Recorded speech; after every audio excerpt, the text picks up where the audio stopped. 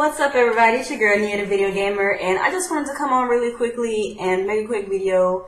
First and foremost, I just wanted to give a shout out to my homegirl, Girl711. She is one of my homies, you know what I'm saying, one of my fellow She Attacks sisters. So shout out to her, but she made a video recently, but this is not what my whole video is going to be about. I just wanted to kind of comment on it and then move on to the topic that I was actually going to talk about today.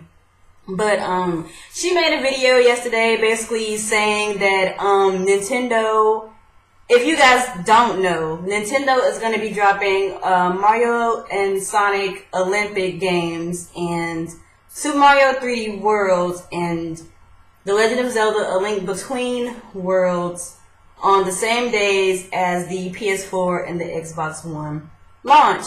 And basically in her video, she was just kind of saying how she was confused as to why Nintendo would do that, considering that the PS4 and the Xbox One are supposed to be like this big, huge deal, and they were going to be pretty big releases, and why would they drop their keynote franchises on the days that, the 8th generation of consoles, start kicking in and stuff like that. And so basically, she and I, we already kind of talked about it yesterday in our She Attack meeting. And my thoughts were basically that don't get me wrong, it could go either way. I'm not saying that Nintendo was going to just rake in bukus of money, you know what I'm saying? But one thing that I kind of said to her was that, I feel like it's just different. The audiences in which these Mario games are trying to appeal to are different, and the markets that the PS4 and the Xbox One are trying to appeal to is different. So, I mean, it could work out for Nintendo anyways, but it could also work against them, considering that, especially on the Sony and Nintendo side, I feel that when it comes down to Nintendo fans and Sony fans, we kind of meet each other in the middle. Like, a lot of people who are Nintendo fans are also Sony fans and vice versa. But I honestly don't think that the Xbox One is going to do anything with the Nintendo stuff. And, not trying to sound like I'm generalizing or anything like that, but I just feel that the Xbox One appeals to a completely different audience, and that audience and the audience that would be interested in A Link Between Worlds and the audience that's going to be interested in 3D World won't necessarily overlap as much. Now, maybe if 3D World and A Link Between Worlds were coming out the same day as the PS4, then I can see how that's a problem, because like I said before, there's a lot of Sony fans and Nintendo fans, and they kind of overlap over each other, and I could possibly see a lot of Sony fans being conflicted about that. And then as far as Mario and Sonic is concerned, we have to remember that Mario and Sonic, it's popular amongst casuals, but it's not necessarily one of those type of titles that people in our community, the ones that will be getting the PS4 and the Xbox One at launch, are going to really necessarily be rushing out to get. And that's not to say that, Sonic and Mario is not going to be a good game or anything like that. I personally never played the series. I really don't have much interest in the series, but I don't really think that the audience who's checking for that is necessarily going to be checking for the PS4 at launch and vice versa. But that's just my personal opinion. But like I said, I'm not saying that Crunk Girl's wrong or anything, and I'm not saying that I'm right, but I just don't really see it having much of an impact on either launch, really. And then not only that, but you're comparing consoles to games, and I just feel like if somebody already has a Wii U, they're more than likely going to get that game anyway and probably just get the PS4 down the line if they don't really have that money to front at launch. But I don't know, it kind of goes hand in hand, and I guess really only time will tell if that was a detriment to Nintendo, or if it really didn't matter either way. And I'm honestly of the opinion, even though I don't really mess with Mario like that, Mario's gonna sell. The PS4 and the Xbox One might cut into sales a little bit for those people who are on the fence a little bit, but I don't think that Mario and Zelda, especially on the 3DS, because the 3DS is like huge right now. I don't think that they're gonna really suffer as much for that. But that's just my personal opinion. Whatever. But what I really want to talk about today was the fact that, like, I've always kind of suspected it, and I've been kind of watching, and I've been kind of commenting on it, like on Facebook or Twitter and stuff like that. But I think it's pretty much confirmed at this point that Nintendo is having a serious identity crisis. And like, I love Nintendo, and I love the type of experiences that they bring and they continue to bring after all of these years. But their marketing, man, their marketing is on a whole nother level. And I know a lot of people keep saying, you know, well, first of all, Nintendo doesn't know who their target audience is for the Wii U. And at first I was like, you know what? I think they know who their target audience is, you know, their target audience is. They're just not marketing the right way. But after I saw this campaign that I'm about to talk about in a little bit, I'm really believing that Nintendo is having a serious identity crisis. Cause if you guys can recall back to the Wii era, of course we all remember it, because I mean it just happened. Nintendo was really focused on bringing in new people and hopefully getting those new people into the whole gaming world, and it worked to a certain extent. But you know, after the Wii fad was over, that was pretty much it for a lot of those new gamers. They didn't really stick around. And so with the Wii U, you know, when they first announced the Wii U at E3 2011, you know, they said that they wanted the Wii U to be a core experience, like going back basically to their roots. And but ever since the Wii U came out, we haven't seen the fruits of that yet. It still kind of seems that the Wii U, where it is right now, is still kind of lingering on to the concept that was the Wii. And it's kind of contradicting its original purpose, which is what they said before the thing came out, and what we're seeing now. And the reason why I say that is because if y'all haven't seen it already, there is a series of videos, a campaign for Wii Party U starring Wayne Brady.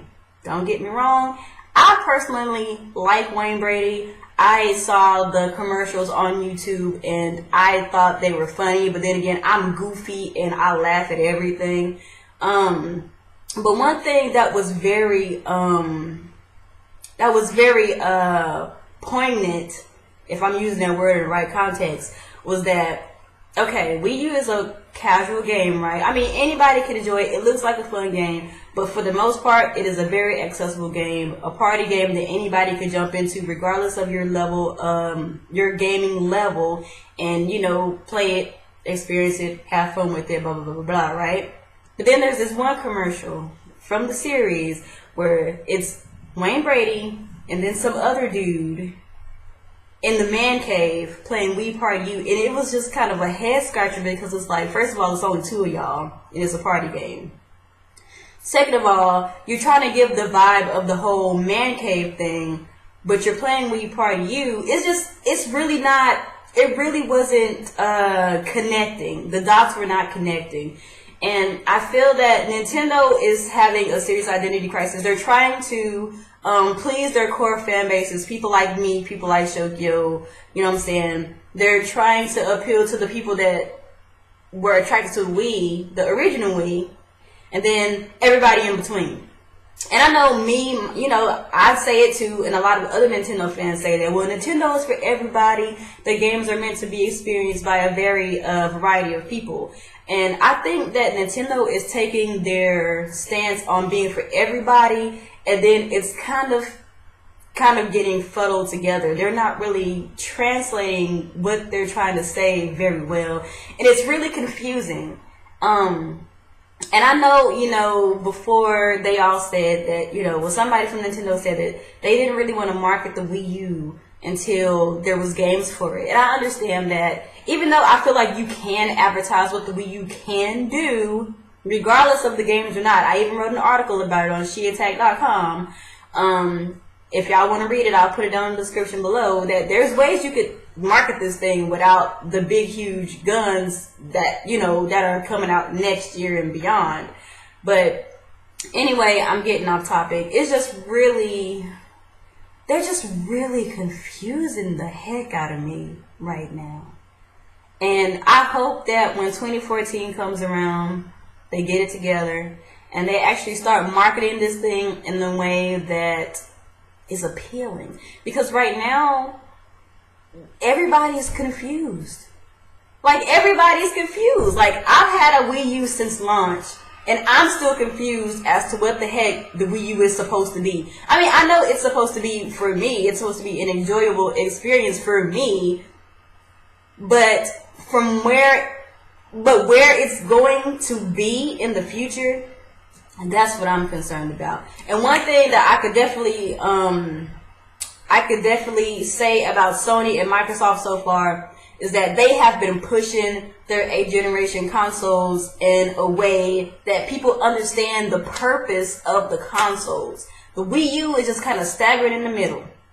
And it's just like, what?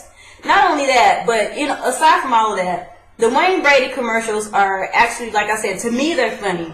And then there's one of the Wayne Brady commercials where he's rapping about the Wii U and he's rapping about the game. I personally thought that was hilarious, and I asked myself, if this is the way that you're choosing to market the Wii U right now, put those things on freaking TV. Like, casuals would eat those Wayne Brady commercials up. If you have not seen them on YouTube, check them out. The casuals would love that. And then maybe next year they can start marketing the games in a way that core gamers would actually start taking the Wii U serious. But I'm